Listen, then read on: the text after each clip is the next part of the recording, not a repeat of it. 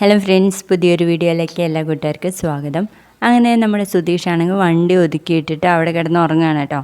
അന്നേരം സുഭാഷ് പറയുന്നുണ്ട്, സുധീഷ് ഇന്നലെ വീട്ടിലേക്ക് വന്നില്ലല്ലോ, ഒന്ന് വിളിച്ച് നോക്കാൻ വേണ്ടിയിട്ട് നികേഷിനോടെ. അന്നേരം നികേഷ് വിളിക്കാൻ വേണ്ടിയിട്ട് മാറി നിൽക്കുന്നുണ്ട്, റേഞ്ചില്ല എന്ന് പറഞ്ഞിട്ട്. അങ്ങോട്ടേക്ക് നിധിയും കൂടെ വരുന്നു. അങ്ങനെ നിതീഷിന്റെ ഫോൺ കാണുമ്പോൾ ആദ്യം കട്ട് ചെയ്യാണ് കേട്ടോ. പിന്നെയും വിളിക്കാൻ വേണ്ടിയിട്ട് നിധി ആവശ്യപ്പെടുന്നു. അങ്ങനെ നികേഷ് വിളിക്കുന്നേരം എന്താടാ എന്ന് ചോദിക്കട്ടോ സുധീഷ്. ഏട്ടൻ ഇപ്പൊ എവിടെയാന്ന് ചോദിക്കുമ്പോൾ ഞാൻ നരകത്തില്.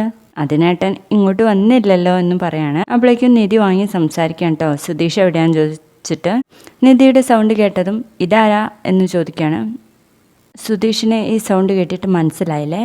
അപ്പോൾ ചോദിക്കും, ഓ മാഡം എന്തിനാ എന്നെ വിളിക്കുന്നതെന്ന്. ഇന്നലെ എന്താ ഇങ്ങോട്ട് വരാതിരുന്നതെന്ന് ചോദിക്കുമ്പോൾ സുധീഷ് പറയും, ഇന്നലെ ഒരു ഓട്ടം ഉണ്ടായിരുന്നു, അത് കഴിഞ്ഞ് വണ്ടി ഒതുക്കി ഞാനൊന്ന് കിടന്നുറങ്ങിയെന്ന് പറയും. അതെന്താ ഇങ്ങോട്ട് വരാതിരുന്നതെന്ന് ചോദിക്കുമ്പോൾ കണ്ണടഞ്ഞു പോകുന്നുണ്ടായിരുന്നു, അതുകൊണ്ട് ആ വണ്ടി ഒതുക്കിയിട്ട് അവിടെ തന്നെ അങ്ങ് കിടന്നതെന്ന് പറയും.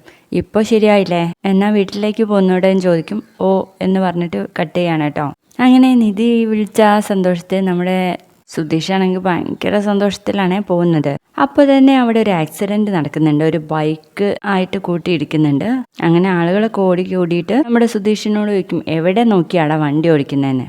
അപ്പോൾ സുധീഷ് ഇറങ്ങി വന്നിട്ട് പറയുന്നുണ്ട്, അത് ശരി, ഇവൻ റോങ് സൈഡ് വന്നിട്ട് എന്നെയാണോ ചീത്ത വിളിക്കുന്നത് എന്ന് പറയുമ്പോൾ ആ ബൈക്ക് ഇടിച്ച ആ ഒരു ചെക്കൻ പറയും, വളവിലൊക്കെ ഇത്ര സ്പീഡിലാണോടോ താൻ വണ്ടി ഓടിക്കുന്നേ, താൻ ഇൻഡിക്കേറ്റർ ഇട്ടിരുന്നോന്ന്. അപ്പോൾ സുധീഷ് പറയും, നേരെ പോയേണ്ട ഞാൻ എന്തിനാടാ ഇൻഡിക്കേറ്റർ ഇടുന്നേ, നിന്നെയൊക്കെ ആരാടാ ഡ്രൈവിംഗ് പഠിപ്പിച്ചതെന്ന് സുധീഷ് ചോദിക്കുമ്പം ആ ചെക്കൻ പറയും, നിന്റെ തന്താന്ന്. അപ്പോഴേക്കും സുധീഷിനെ അങ്ങ് ദേഷ്യം പിടിച്ച് അവനെ കയറി അങ്ങ് അടിക്കും. അടിച്ചതിൽ ആ ചങ്ങായി അങ്ങ് വീഴും പോട്ടോ. എന്നെ അടിക്കാൻ നോക്കുന്നടാ എന്നങ്ങ് പറഞ്ഞ് രണ്ടുപേരും കൂടി കശവിശയാവുമ്പോഴേക്കും കുറെ ആളുകൾ ഓടിക്കൂടിയിട്ട് അവരെ രണ്ടുപേരെയും പിടിച്ചു മാറ്റാണ്. പോലീസിനെ വിളിക്കാൻ വേണ്ടിയിട്ട് നാട്ടുകാർ പറയുമ്പോൾ ഈ ചങ്ങായി പറയുന്നുണ്ട്, ആരും വിളിക്കേണ്ട ആവശ്യമൊന്നുമില്ല, ഞാൻ തന്നെ വിളിച്ചോളാന്ന്. അപ്പൊ ഇത് കേൾക്കുന്ന സുധീഷ് പറയും, നീ പോലീസിനെ വിളിച്ചോടാ, ഞാൻ ഇവിടെ തന്നെ കാണുന്നത്. അങ്ങനെ ആ ചെക്കൻ പോലീസിനെ വിളിക്കാണ്.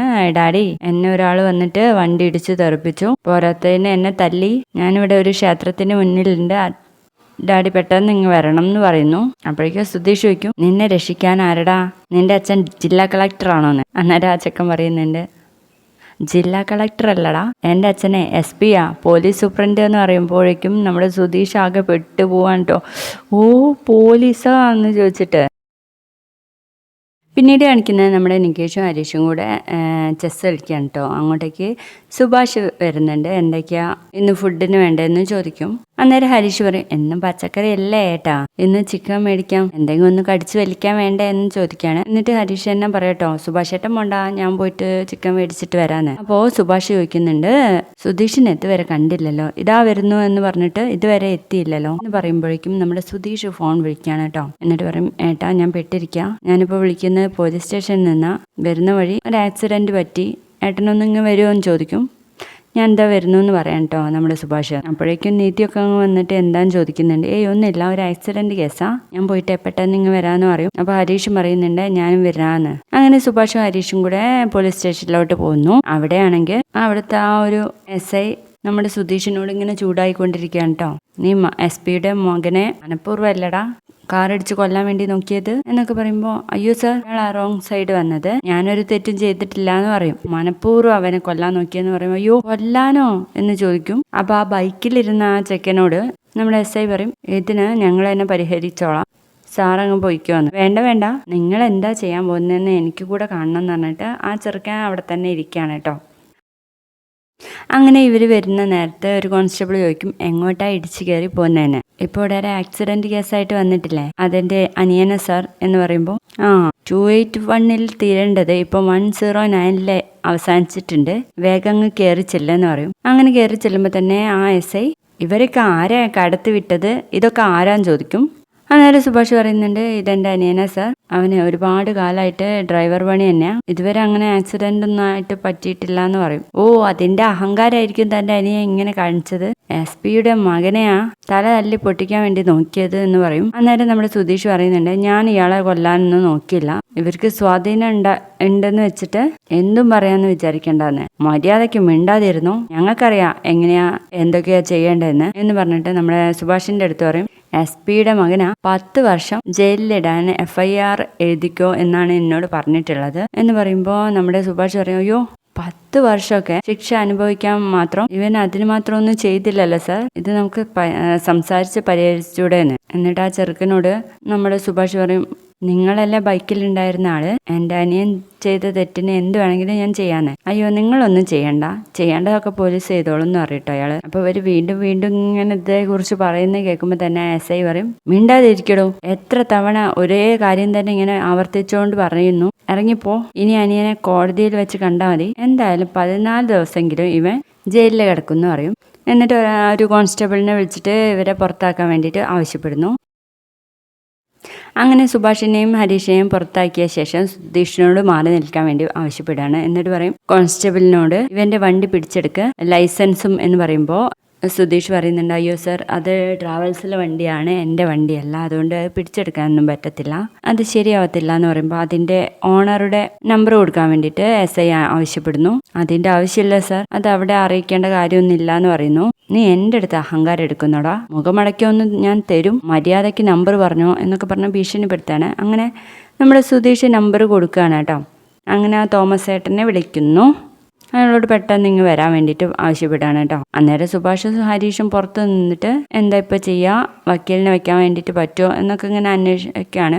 അന്നേരം തോമസ് വരുന്നുണ്ട്. തോമസ് ചോദിക്കുന്നുണ്ട് എന്തൊക്കെയാ ഇവിടെ സംഭവിച്ചേ എന്ന് പറയുമ്പോൾ സുഭാഷ് പറഞ്ഞു കൊടുക്കുന്നുണ്ട് അയാൾ റോങ് സൈഡ് കയറി വന്നതാണെന്നും സുഭാഷിൻ്റെ അടുത്ത് ഒരു തെറ്റുമില്ല, തോമസ് ഏട്ടാ ഒന്ന് സംസാരിക്കാവോ എന്ന്. ഞാനൊന്ന് സംസാരിക്കട്ടെ എന്ന് പറഞ്ഞിട്ട് SIയുടെ അടുത്തേക്ക് തോമസ് പോവാണ്. എന്നിട്ട് ആ കാർഡൊക്കെ കാണിച്ചു കൊടുക്കുന്നുണ്ട്. എന്നിട്ട് കുറച്ചു നേരം സംസാരിച്ചതിന് ശേഷം തോമസ് ചോദിക്കും, വല്ല ക്യാഷും കൊണ്ട് നമുക്കതങ്ങ് ഒത്തുതീർത്താൽ പോരേന്ന്. അന്നേരം SI പറയും, അത് ഞാനും ഇയാളോട് അന്വേഷിച്ചിട്ട് ഒത്തുതീർപ്പാക്കാൻ പറ്റുമോന്ന് ആലോചിച്ചിട്ട് നിങ്ങളോട് പറയാം, നിങ്ങളൊന്ന് പുറത്തിരിക്കുന്നത്.